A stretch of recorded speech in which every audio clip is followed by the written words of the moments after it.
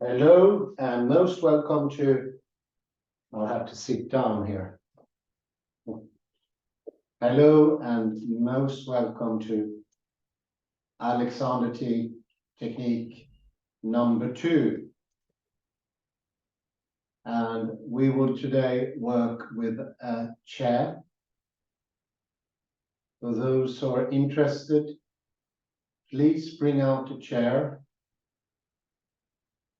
preferably one without any armrests, and preferably one that is not too big either. And I try to show this time how we can get into flexing the hip in the position where the joint is. It might sound simple, but this is actually one of the most complex things. And let me press this as I did last time.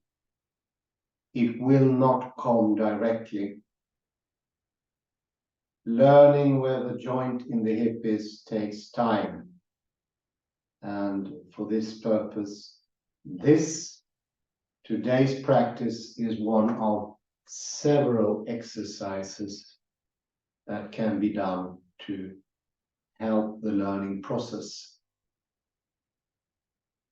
This particular one originally was invented by David Moore, if I'm not misplacing the name. Yes, I'm pretty sure it was David Moore. So you need a chair, and I'll try to get up. And as I said last time, it's very good if you can, as far as possible, as far as humanly possible, if you can, so to speak, always go in and out of a position prepared. Do not jump to any positions. It is preparation beyond belief. Always prepare for what you're about to do. And it has a dual purpose. First, when you don't do directly, you will stop your habit of misusing yourself. Secondly, in the preparation, the work is done. That is the place where you find the integrated back and the coordinated use. It's in the preparation. So you could actually simplify the whole thing and say sitting down unprepared is the same as doing it wrongly. You do not go directly for it. So this simple chair will help you with some of those things. I hope the angle is more or less correct so you can see. And what you do here is put your knees to the chair, and that would stop you from flexing your knees too much. And instead, it would learn the body, the habit of actually using the hip. Give me a second here. The trick is to sort of force your body to use the proper joint.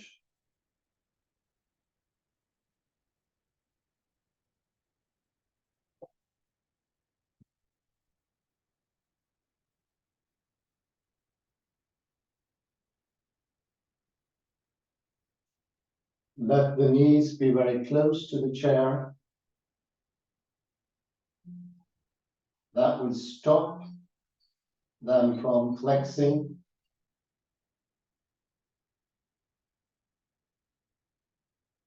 Overly flexing. And use your hip to go forward like this. Now you can be sure that you're using your hip and nothing else. It can be helpful to point to the hip.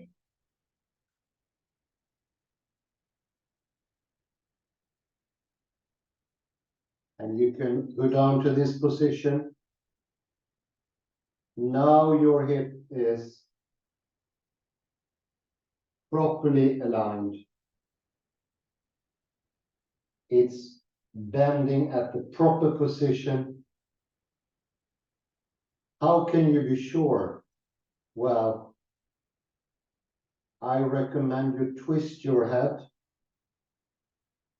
Move your head to one direction and the other. And you will feel in this position that there is much less strain.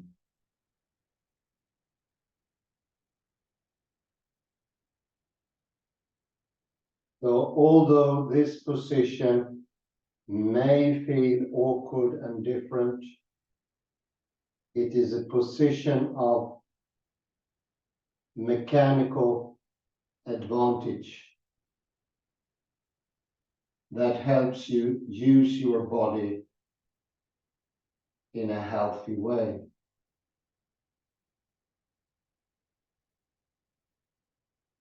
And then we're going to raise, and you just do the whole movement in the hip, nowhere else. And now I can feel, I also hear that my voice is fully presencing. It has the absolute fullness.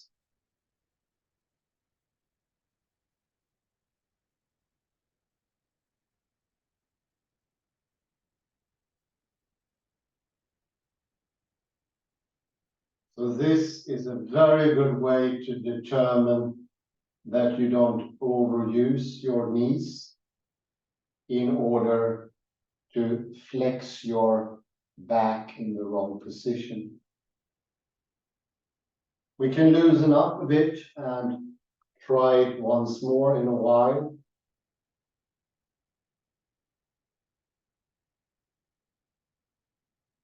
You can divert your attention and see what you find. I find a piece of paper. This is good to neutralize the instinct of being too anxious to perform well.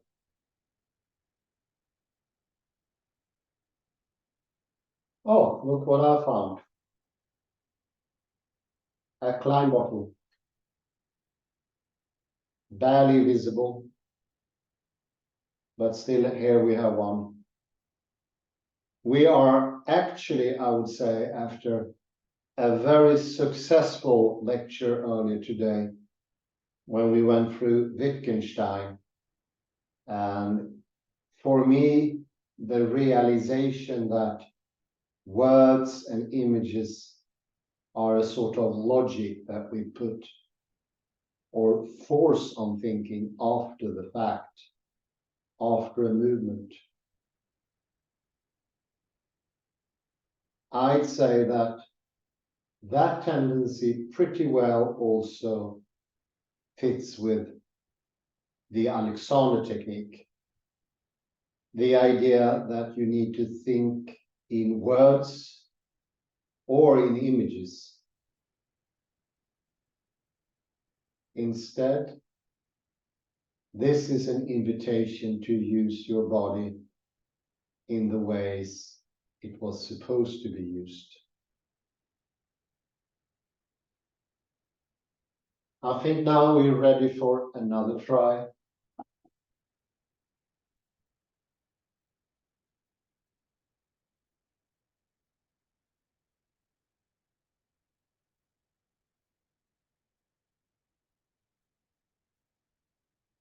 Create some more space here. So, place your feet shoulder width of your shoulders. The toes preferably pointing forwards, and the kneecaps touching the bottom of the chair. And take in the whole of the head, as I said in Alexander technique 1. And that means both the front, which we often forget, and the back of the head. And let a slight drop happen by the chin. Only slight, not much. Often it's suggested you think of a drip over the ridge of the nose. And yes, now one finds the balance.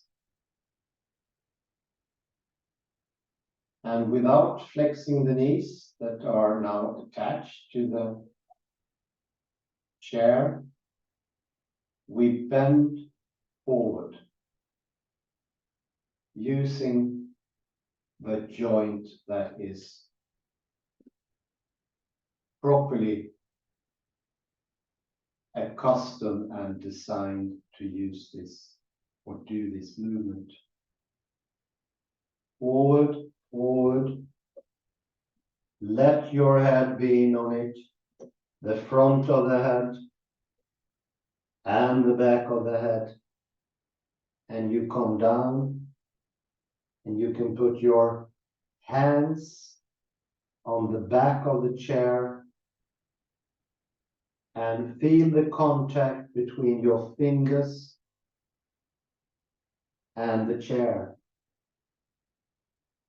And you can hear my voice getting stronger now. And by doing this exercise, we strengthen our ability to understand the hip joint.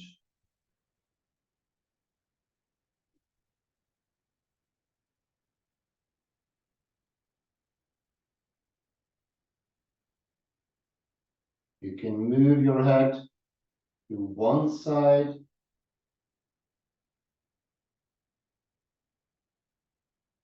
and to the other.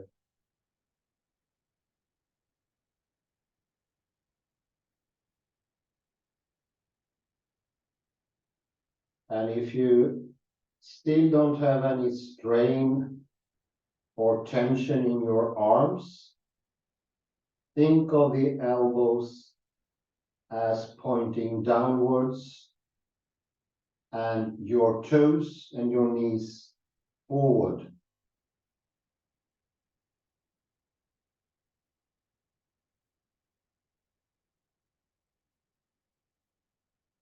Do not forget the tongue.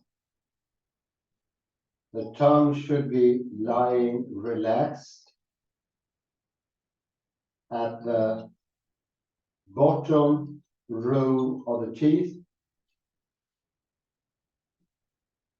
not on the top,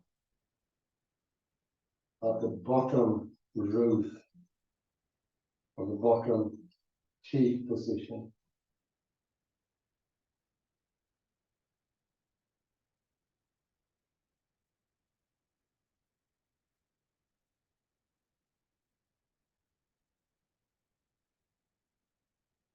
And while you are in this position, we can also try opening up for a so-called whispered ah.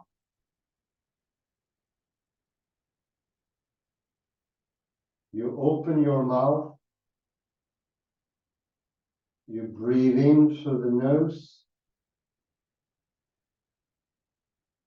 And you let air come out.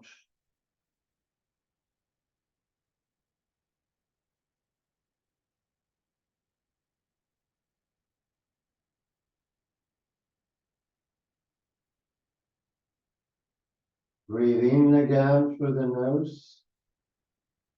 Open the mouth and do an A.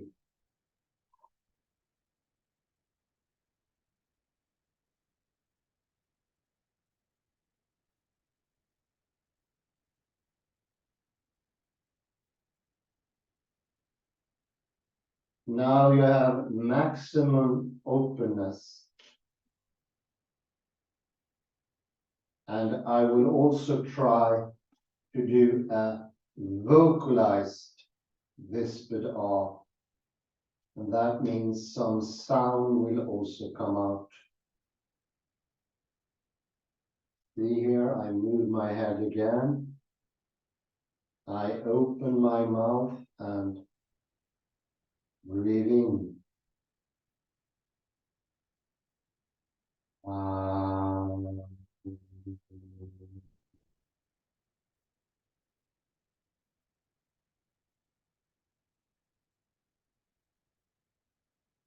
Strive for maximum openness.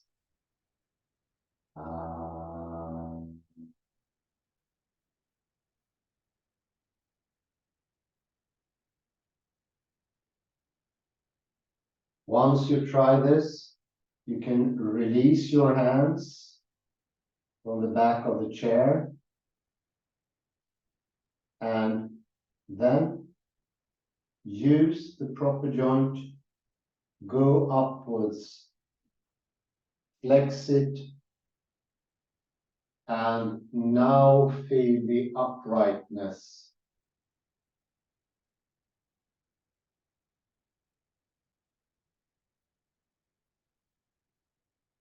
So this was a first tryout to find the hip joints.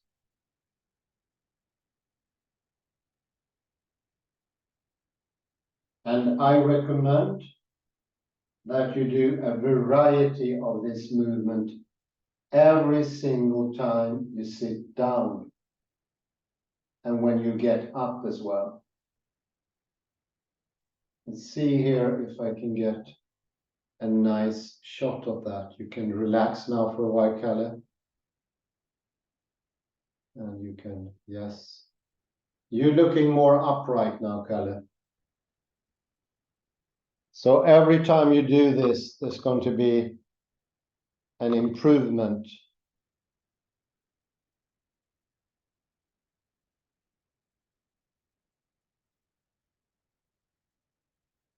It's a coordinating in the learning process, involving both your thinking, if you like, and your moving.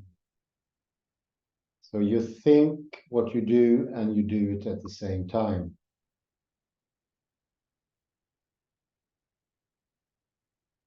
Let's see here if I can get a good view. I'm sorry about this. Not very good view you get here. There. So we have a chair.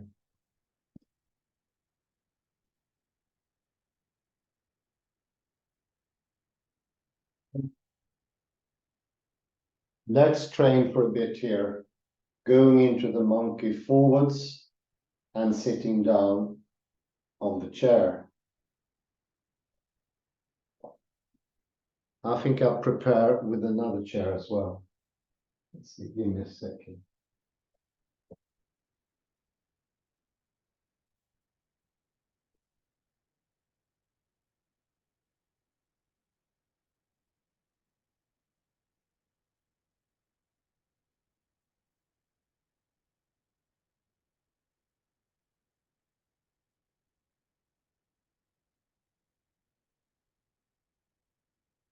So I'll use one chair to sit down and one to sort of train me to get into the right hip movement here. There's a double action here, and I'm not very good at filming this. This is the second time only I do this. I'd like to have my head coming in here. Kalle, you should have been here to handle the camera, but then you wouldn't be able to practice though. But a third person. See here. So I'll just show here the whole of the head, and that includes the front as well. And this part, I think you can see, is larger than the back part. So there's a natural tendency for the whole head to fall forwards. And this, of course, is what happens when you sit in the bus or the train and fall asleep. The head falls. We want a little bit of that falling movement, only a little bit. So think of a drop of water slowly helping the gravity of the front head to come down.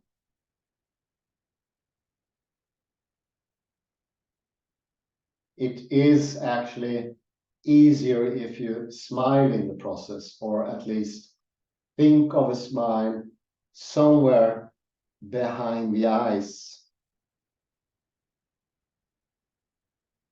Because behind the eyes is exactly where the neck goes into the skull. It's that very important joint called the atlanto-occipital joint.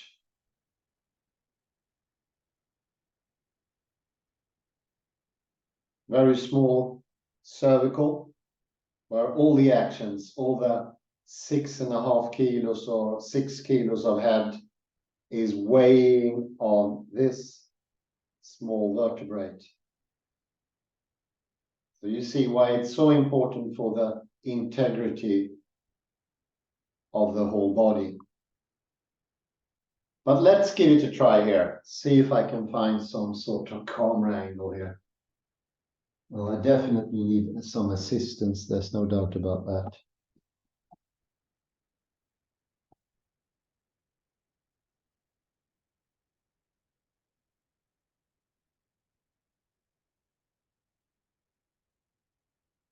See here.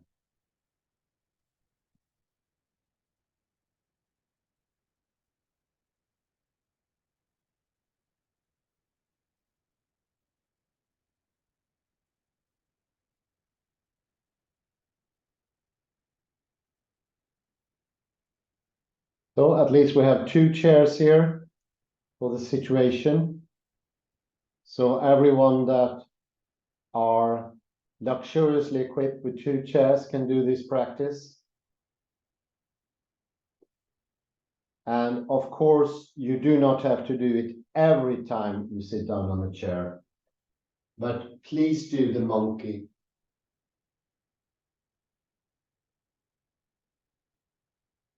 Make sure the chair is just underneath your bum. Very important.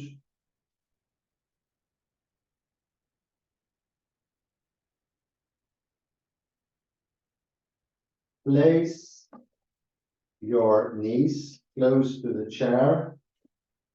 And I think this third time you will feel, can you hear my voice? It has a certain strain to it. It's been a rather long day. We're having 8 o'clock here in Sweden. The tiredness and the tension is affecting my voice. And I hope the audio is good enough to sort of transmit the tension that is in my voice. Thank you. I think the telephone is actually helping. Somebody constantly calling me. I guess that is also helpful to bring the tensions about. I wonder who it could be. So feel the kneecaps close to the bottom of the chair.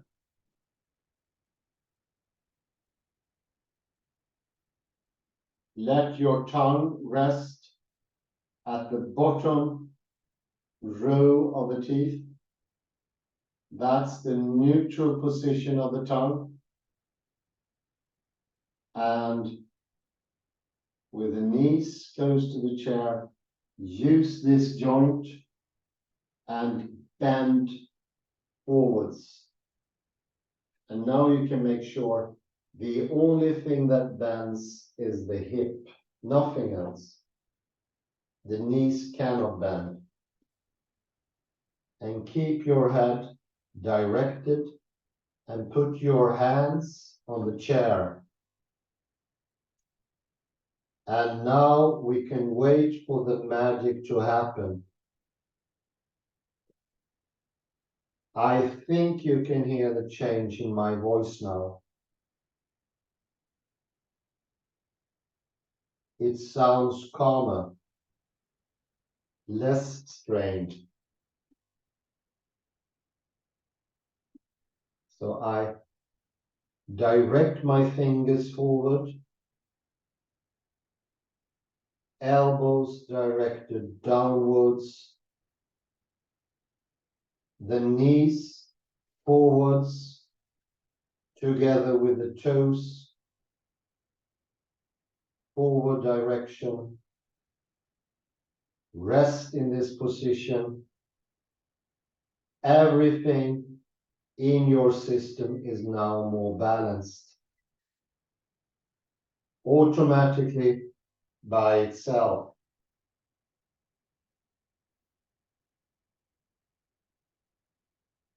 This could be called a standing position of active rest. Move your head around.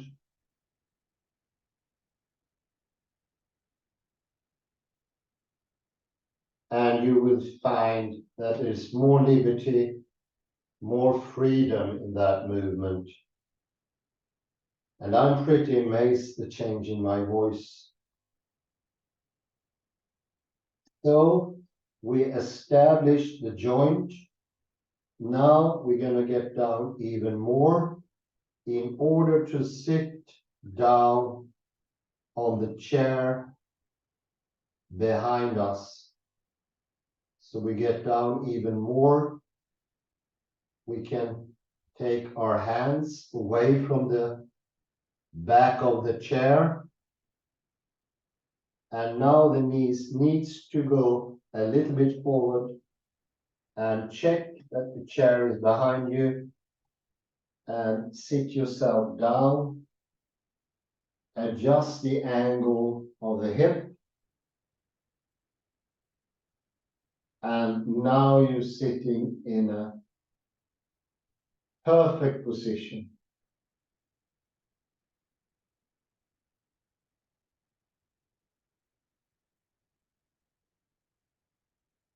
So by using the monkey, we make absolutely sure the sitting position is perfect.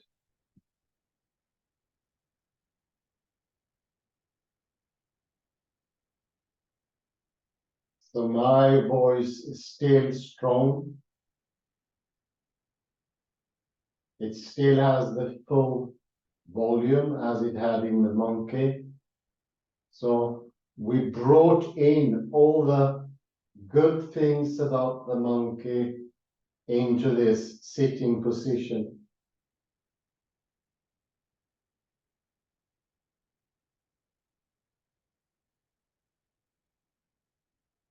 And you can use this position to work at the computer, for instance.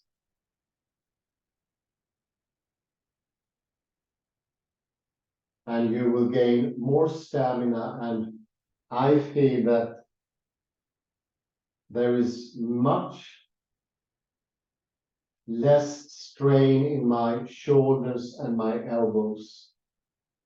So bring a widening and a lengthening of the back into the picture.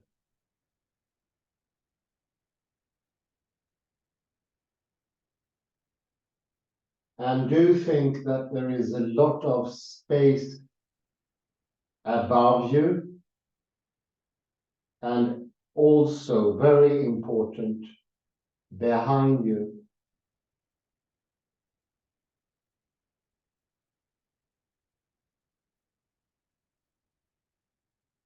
Continue to think that the knees are pointing forward and that the toes are aligned in that same forward direction.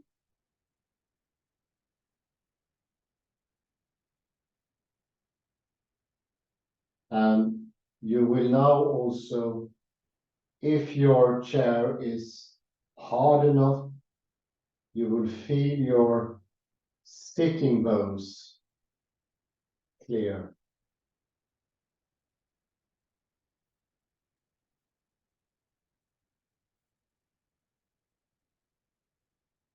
One could say that the sitting bones are the equivalent of feet. So when you're sitting, you use your sitting bones in the same mode as you use your feet.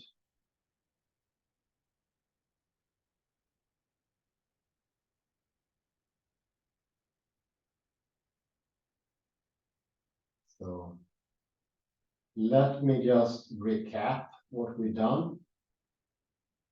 We prepared thoroughly the movement, the monkey with a second chair. We placed our feet shoulders width, toes pointing forward, the kneecaps attached to the front chair as to make sure they do not flex. And then we bend. Now we can be very sure that we are bending at the right position, so to speak, more or less, at the hip joint.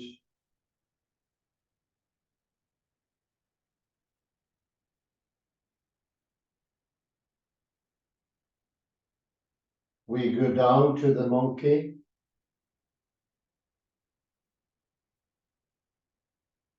We put our hands on the back of the chair.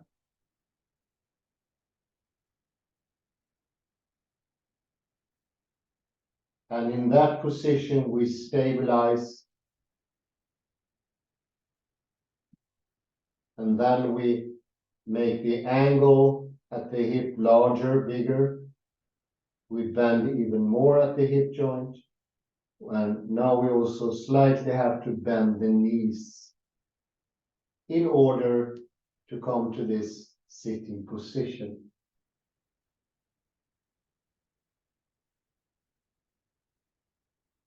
In this position, you can sit assuredly, you don't do damage to your own body.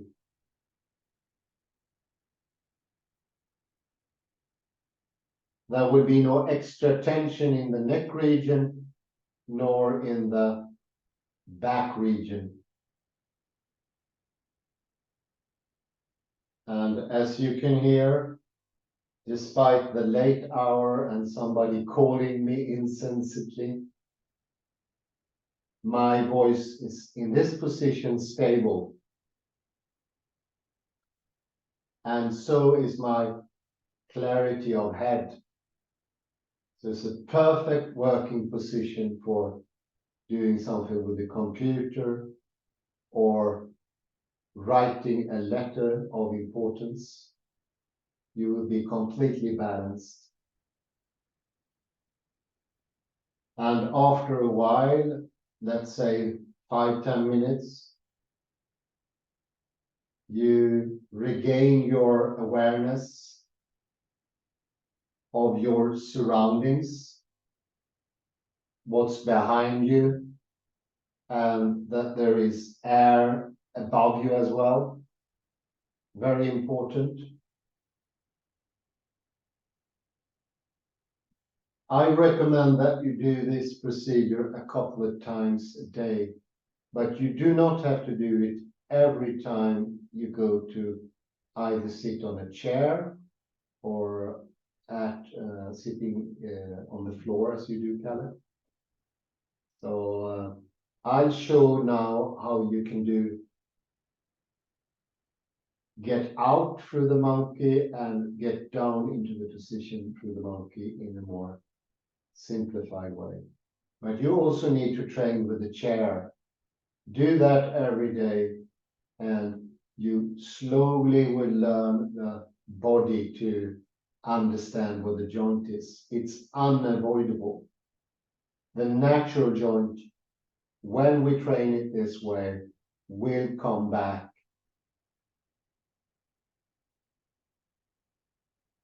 But now we get out of the position we're in. Take your feet in a bit, just a slight bit. Bend by the hip joint forward. Let your head lead the entirety of the head. Wow. Smooth and easy. We now return to an upright, balanced, and safe position.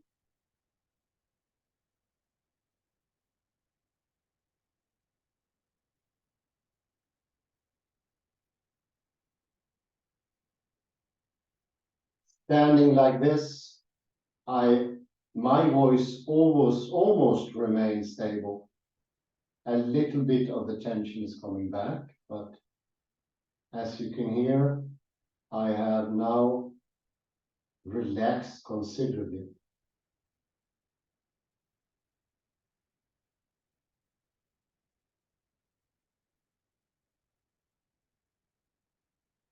So, I will now show how you can do Kalle on a daily basis and all your others when you're not specifically training with the 2 chairs.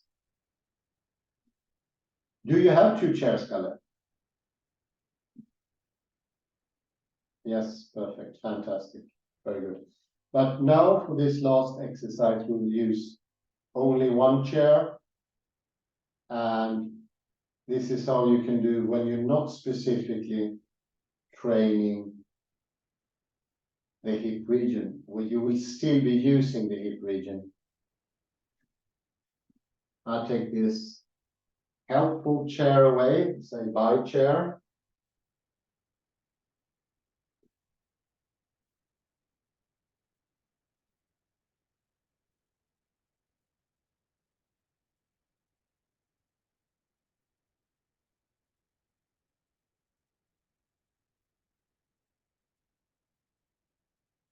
And see, well, this is a perfect spot actually.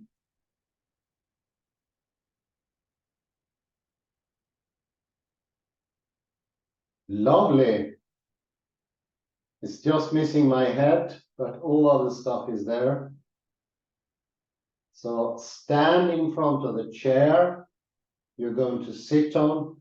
I know you prefer sitting on the floor, but this time you can still train on the chair. Feet shoulder width, pointing forward. And also add an extra pointing forward, a thinking direction, both with the knees and the toes. The hands can be free, and While the head is leading, the whole of the head is leading, we bend at the hip joint, only at the hip joint. And when we come to this position, bend slightly with the knees. So use caution. Do not overflex your knees. The bending is happening here. This is the area where you want to bend. And bend even more. Now you're in a perfect position to sit down on the chair. Now you are free to bend the feet, the knees even more. And you see, I'm not going directly to the sitting position. While my bum is on the seat, I go back like this. And I end up in a fantastic sitting position. So by going into the sitting position in the correct way, this is how you make sure you sit correctly. So it's all in the preparations. In order to relearn. Once you learned it, you do not have to do it that often. Could be a good idea to return to it, but you don't have to do it every time. Once you learn where the joint is, you learn your system. And it's impossible to fail. Somewhere your system knows where the hip joint is.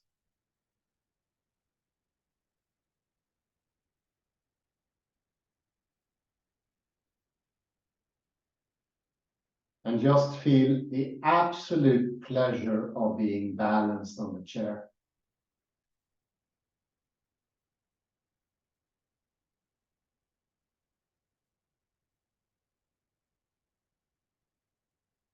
I would say this is a rejuvenating feeling after a long day's work.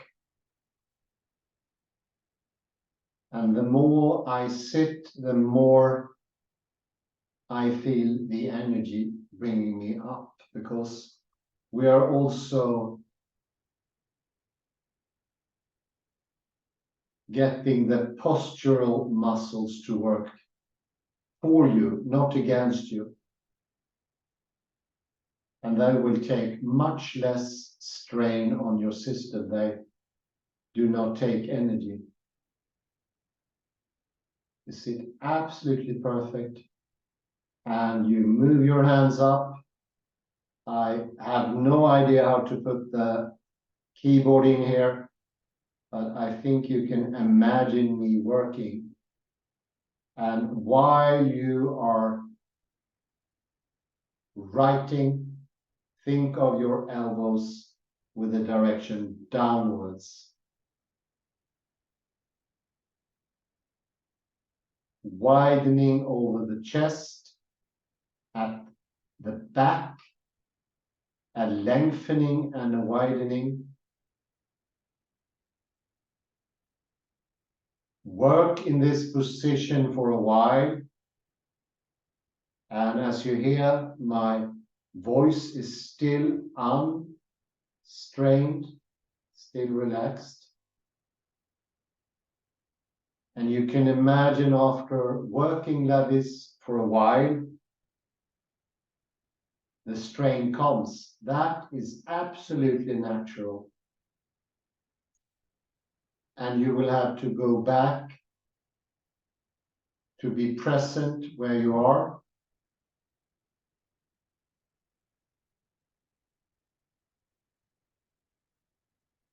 And once you come back to that presencing, feel the space above you and behind you, which makes your back lengthen and widen. You can then go back to type a bit more, to do some more work.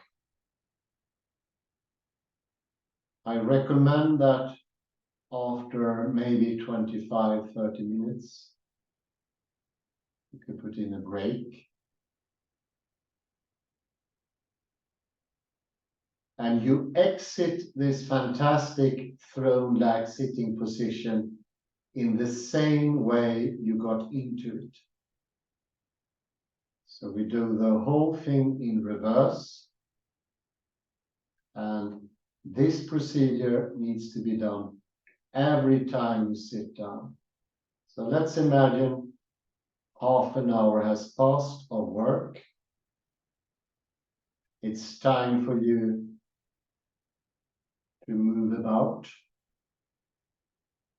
Drag your feet a bit towards the center of the chair, still shoulders width.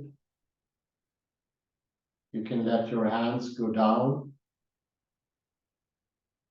Use the hip joint, tilt forward like this. Can you see?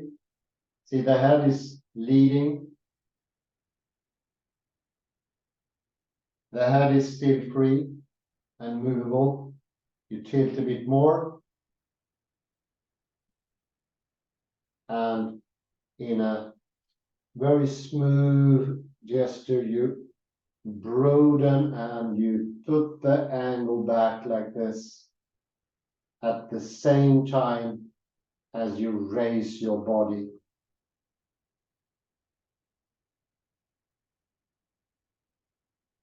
Very good, Kalle. I can see your back is still integrated. And now we're up. We continue to think freedom over the shoulders, over the back. And we can find something in the room of interest. Doesn't have to be a climb bottle. But here you can see the connection between our inner life and the outsideness. It's deeply connected. Our thinking will gain by a good position. In the same way as the outside comes into the inside, making the inside, and at the very same time being the outside.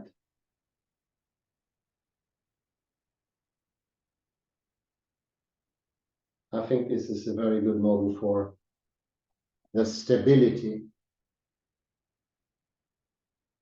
I can tell you my voice used to be only a couple of weeks ago like this, like very strained and narrow. It's a pain listening to that voice. So this is opening up more.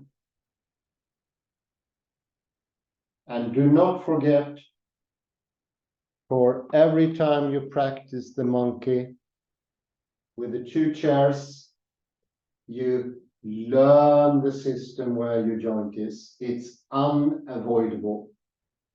Will happen in the long run. And use 2-3 times a day the other chair, that is 2 chairs, in order to clearly demonstrate to your system where that joint is. So you will not only bend at the knees, you will use your second, I would say, hidden joint. The hip joint is really the hidden joint.